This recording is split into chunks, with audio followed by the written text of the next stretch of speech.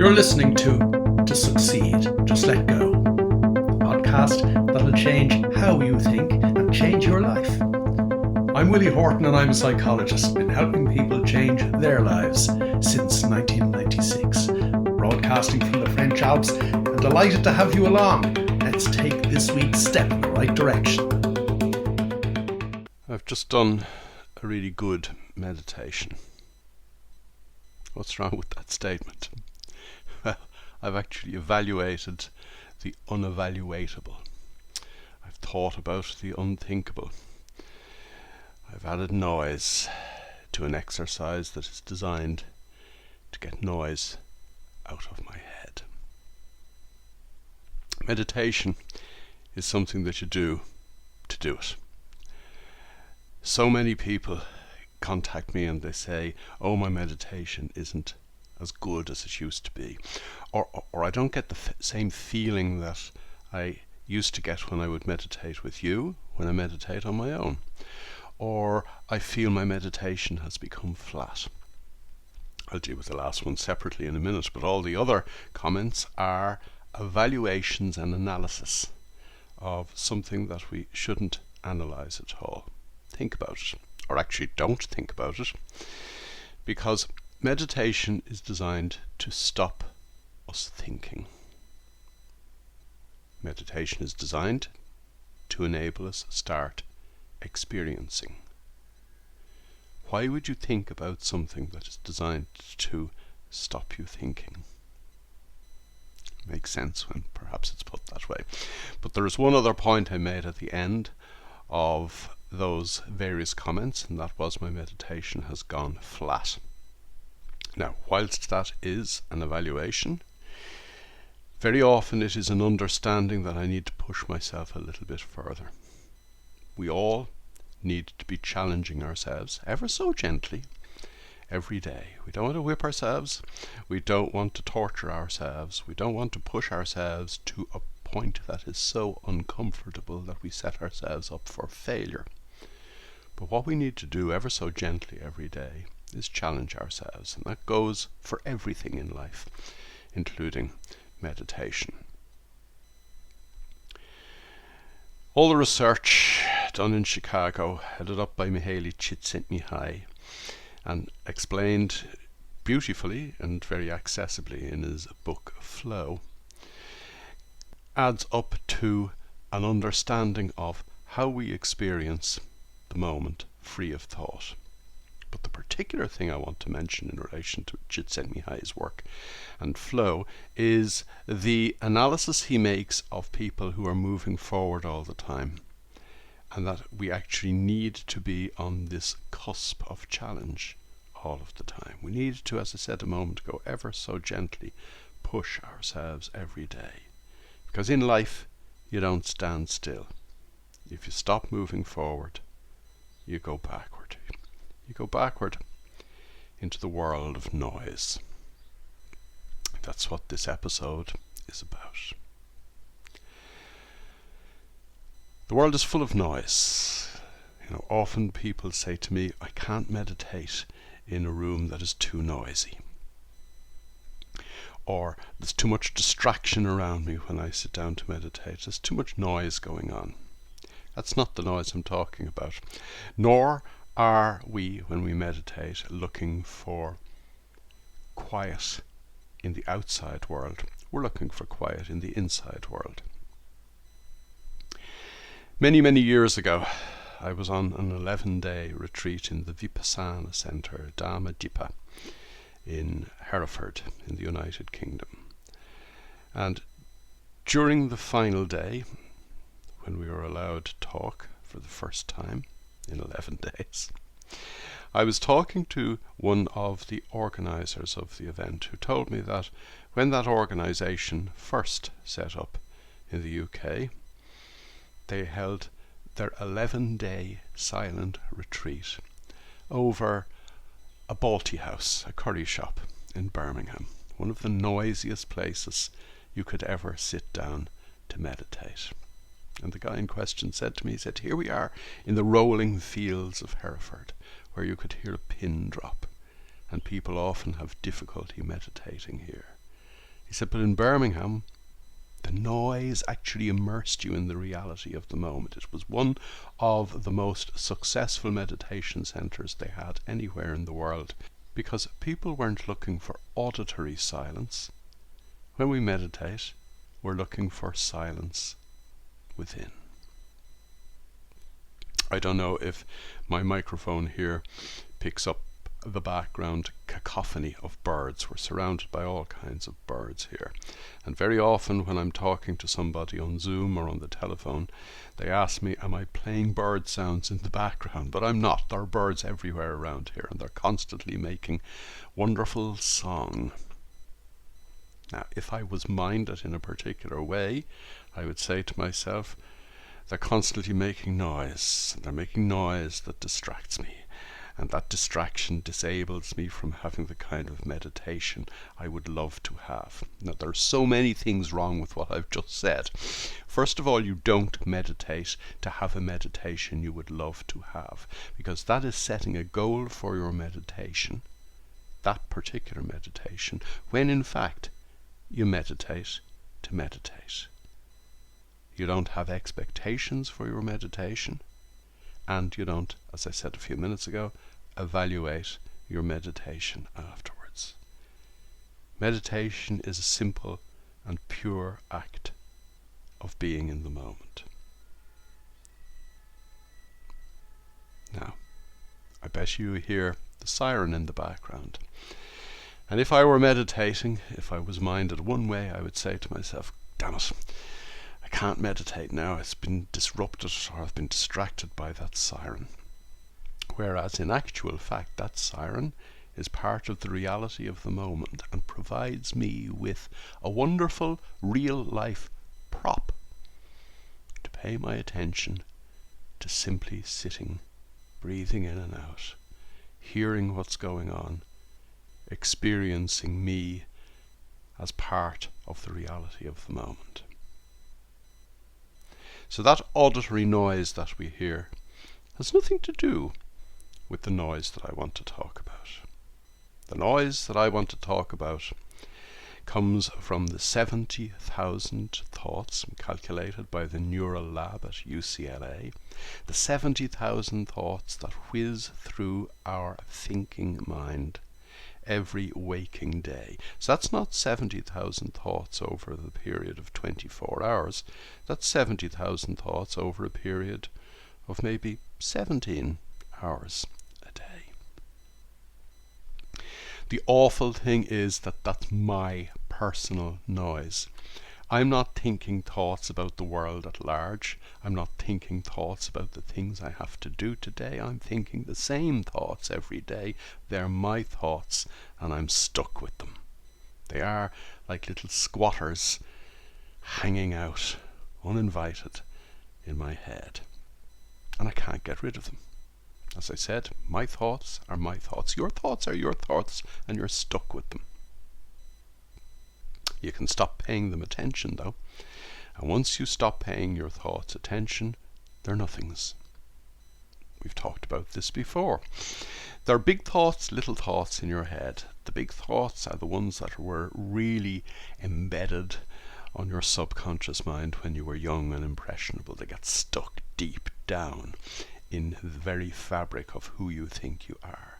The thoughts that gave you your impression of yourself, the thoughts that have burdened you with that impression of yourself all of your adult life until you stop giving them your attention. Because a thought on its own is nothing.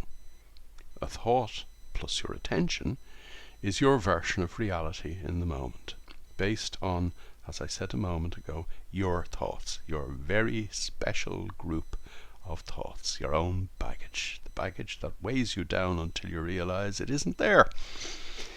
Once you stop paying it attention, it simply evaporates. But that noise is, if we're minded that way, distracting us all of the time. Sometimes we're aware of the noise. It might be, for example, that I am in a conversation with a group of people and something occurs to me, something witty that I might say, and I say to myself just for a split second, oh, Would I feel right saying that? Is that the kind of thing I would say? Will people laugh at me if I say that? Will people think I'm stupid if I say that?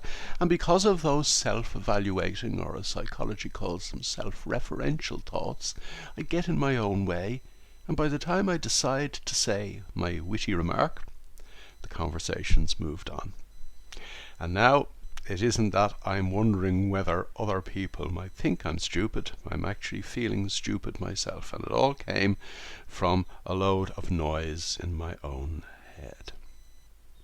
As I said, sometimes we're aware of this noise, even on an ordinary everyday basis, even though it is so familiar to us because it's whizzing through our head every day. Often we're not aware of it at all.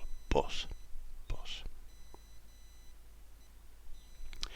over the last few weeks, and maybe it's just coincidental, and as we know from previous conversations and ones yet to come, there's no such thing as a coincidence, but maybe it's just an accumulation of emails over the last few weeks.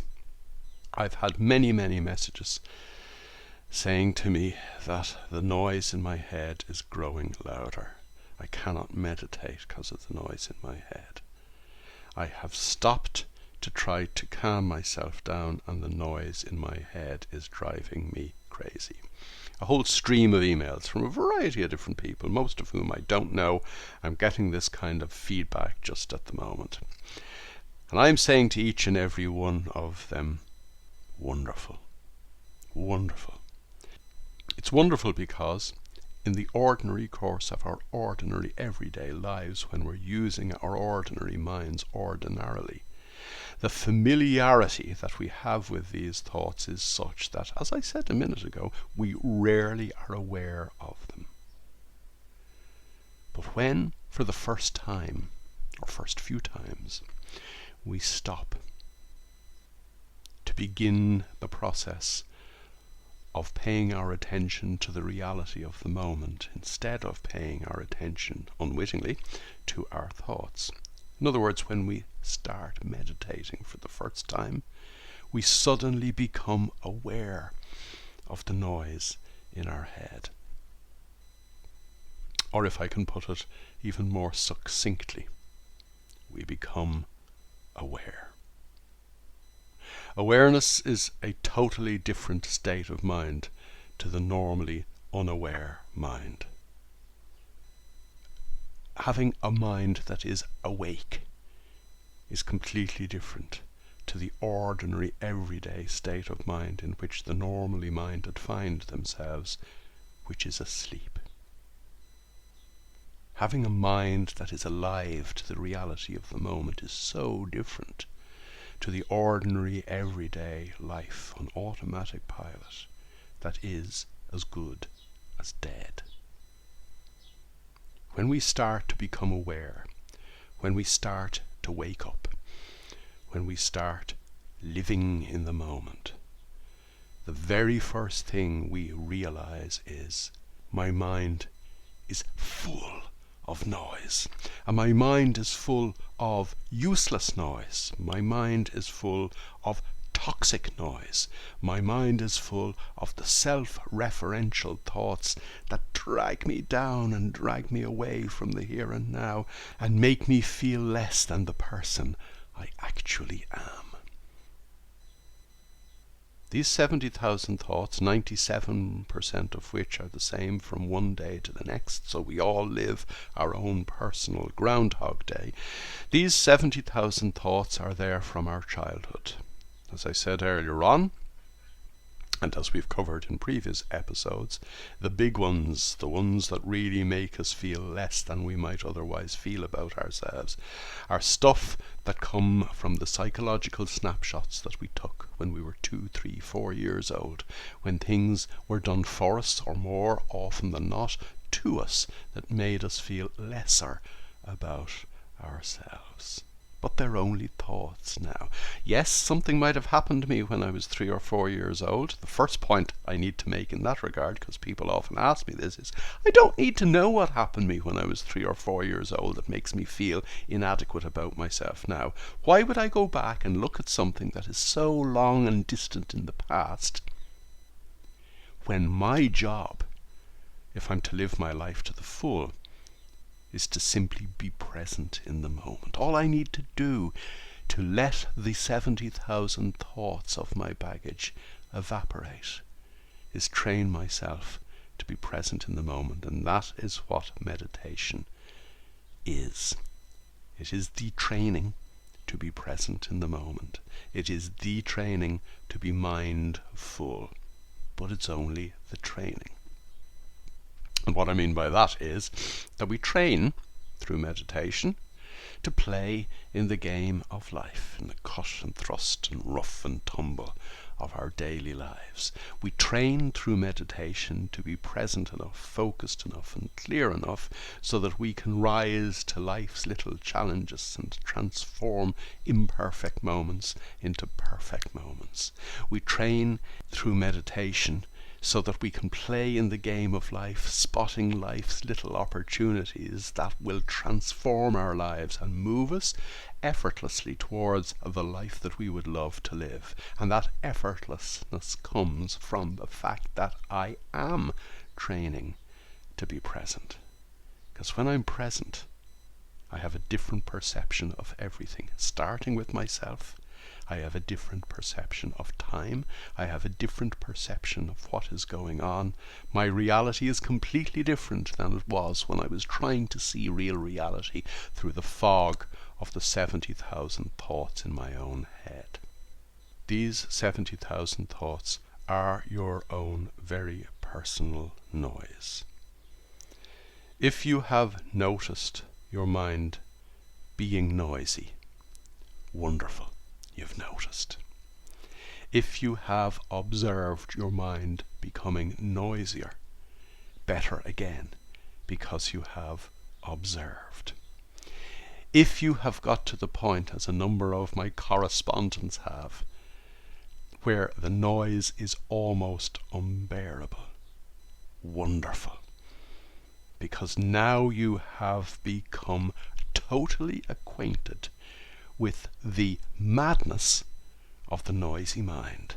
Now you have become fully aware of the fact that if you were to continue to choose to leave your mind operating on autopilot, you're always going to be badgered by this noise. You're always going to be driven demented by this noise. And actually, that's the truth of the matter. Because when we are listening to the noise in our own head, even when we're not aware of it, we're as good as demented. But when we do become aware of it, we begin to realize how demented we actually are. But only until we train ourselves to pay attention to the reality of the moment, starve our thoughts of our attention as a result, and watch our thoughts gently fade away like a morning mist as the sun rises. I am that soldier. I have been that soldier. I've been there, done that, and got the t-shirt. The very first of those 11-day retreats that I went on, where I was trained in the art of vipassana meditation, otherwise known as mindfulness meditation, where the gong would go off at 4 o'clock in the morning, so you would be in the meditation hall at 4:30. You'd sit there, cross-legged on the floor, till 7:30 when the gong would go off. You'd go and have your breakfast and be back in the hall at 8 a.m. and you'd be there till 12 noon when the gong would go off again, and you'd have your dinner and be back at 1 o'clock, and the gong would go off again at 5 o'clock when you would get a cup of tea or a piece of fruit and be back in the meditation hall at 5:30, and you'd be there till 9 o'clock at night. The first couple of days of my first 11-day retreat were, first of all, a realization of the noise in my own head.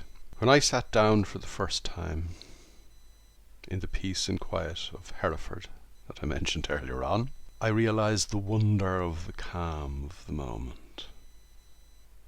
The longer I sat there, the more I became aware of the noise in my own head.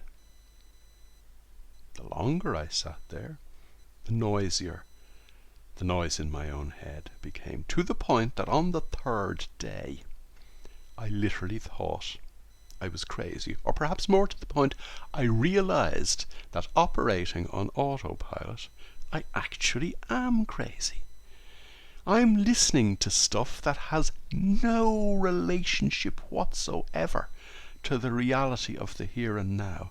I'm listening to stuff that actually began to open my eyes to why I might behave in a particular way, or react in a particular way, or like this kind of person or dislike that kind of person, because it was all being done automatically, and it was all being done on the basis of stuff that I had learned when I was young and impressionable, and it was all being done on the basis of nothing that was going on in the here and now. Day 3 was hell. And that is why I can actually say to people, if the noise in your own head is driving you mad now, great. Because you're only one day away from day 4. We have to go through this almost rite of passage. We have to fully realize, fully become aware of the madness of the way in which the normal mind works, of the absolute cacophony of nonsensical, toxic noise that the normal mind is filled with. We have to become aware of that before we can let it pass. And pass it does. So if you are becoming increasingly aware of the noise in your own head, there are a number of things you need to understand straight away. Number 1, it's only natural. It's how the normal mind works. The 70,000 thoughts are born out of the formative learning that you learned when you were young and impressionable, which was designed to provide you with a set of automated programs so that you could live your adult life on automatic pilot, so that should a tiger jump out of the bushes, it would have all of your undivided attention. The only way in which the normal mind fully becomes present, fully becomes in touch with the reality of the moment. The 70,000 thoughts in your head, the noise in your own head, your own personal baggage, it's only natural. It doesn't mean that it is acceptable, however, because what do you want to do? Which would you prefer? To make it through the day, one day after the next, more or less the same, to want to change your life, to try to change your life or some aspect of your life, and realize that every day is much the same as the previous day, one day after the next, more or less the same. Or to go back to your original and natural state of mind when you were 3 or 4 years old, to be present in the moment, experiencing the moment, alive in the moment, aware of the moment, awake to the opportunities of the moment, and how those opportunities can lead you forward to the life that you'd really love to live. So, point number 1, the 70,000 thoughts, the noise in your own head, it's only natural, but it's layered on top of your original true nature, layered on top of your original state of mind, which was to be clear and present. In other words, meditation isn't a training at all, it's actually just a retraining. It's a reawakening of our natural state of presence of mind in the moment, free from the thoughts in our own head, because we're no longer giving them our attention. The second point you need to understand is that the noisier the noise in your head, the better. Because what it means is you're becoming increasingly aware of, first of all, the fact that you are carrying around this baggage with you. You're increasingly aware of how it is impinging on your everyday life and your ability to live that everyday life to the full. And you are increasingly aware of the extent to which it bears no relationship to the reality of your life today, and more importantly, the reality of the life that you would love to live. The noisier you realize your head is, the closer you are to letting that whole body of thought drift away. As I said a few minutes ago, if you are being driven demented by the noise in your head at the moment, you're living your very particular day 3, which means tomorrow is day 4. People get awful downhearted. People are not very good at sticking with things. So many people that I have worked with have told me that even long before they ever met me, they had dipped their toe in the water of meditation. And it worked for a while, and then it didn't really work, and then nothing was really changing. And that's because they didn't persevere. That's because they didn't stick with it. In order for us to change the habitual behavior of our adult minds over the course of our adult lifetime up to now, we need to be disciplined, we need to be structured, we need to hold our feet to the fire, we need to do our retraining to meditate every day until we get to the point that we suddenly discover, we suddenly become aware of the fact that I'm living day 4. Once you hit day 4, you are in open country. And once you are in open country, you're going to become so much more aware of who you can be, your true potential, and the life that you can really, really live. And that is when the adventure really begins. You've been listening to Succeed, Just Let Go. To get involved, join me in my Facebook group, strangely enough called To Succeed, Just Let Go. And for more information, visit www.willie-horton.com.